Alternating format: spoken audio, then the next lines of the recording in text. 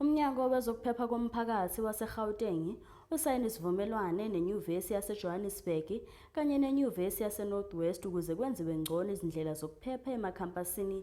Ukusayina kwenzeke ngasekuqaleni kwanamhlanje UJ ekhampasini yaseDoornfontein nenhloko yomnyango wezokuphepha komphakathi kanye nobuholi bamanyuvesi. Isivumelwano esimisela ukudala indawo ephephile nevikelekile kakhudlwana yabafundi nabafundisayo abasebenzi kuzo zonke izikhungo zemfundo ephakeme kanye nemiphakathi ezungeze izikhungo zemfundo. Umnyango wezokuphepha komphakathi esifundazweni saseGauteng kanye nezikhungo zemfundo ephakeme kuyi-University of Johannesburg kanye neNorth West University basayine-ke isivumelwano phecelezi i-Memorandum of Agreement ukuze-ke kuthuthukiswe ukuphepha kulezi zikhungo.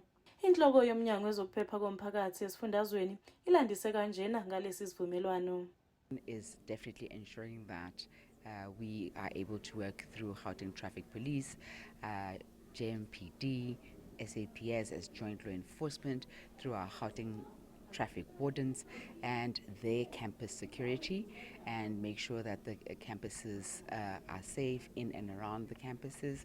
And we also want to ensure that we can work on issues of gender-based violence, as the VC had indicated in his remarks, so that we are able to work together with in terms of psychosocial support and awareness, raising awareness. Kusenjalo isekela lomphathi wase-UJ uthi-ke lesi sivumelwano sizobalekelela ukulwisana nobugebengu ngaphakathi emagcekeni ngaphandle kanjalo nasezindaweni ezisondelane nesikhungo. I mean, this signing of the MOU with the Gauteng government, it means a lot to us. As you know, I mean, we're the University of Johannesburg, we are in Johannesburg, we're in the Gauteng province. This is about partnership, this is about collaboration in addressing some of the challenges that we face in and around our campuses. So this is exciting, and the opportunities this presents, are amazing.